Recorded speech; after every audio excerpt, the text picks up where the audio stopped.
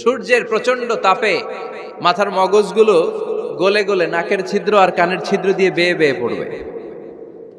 হুফাতান উরাতান মুশাতান গুরলা, পায়ে দেওয়ার মতো কারো জুতা থাকবে না।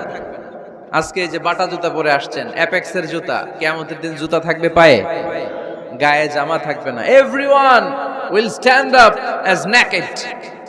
There is no dress, no costume, no garment in their body.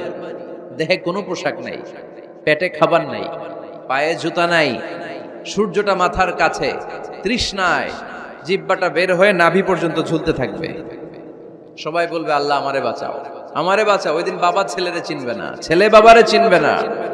অনেক বাবা ছেলের কারণে জাহান্নামী হবে, অনেক ছেলে বাবার কারণে জাহান্নামী হবে। তাহলে তখন বাবা ছেলের শত্রু হয়ে যাবে, ঠিক কিনা?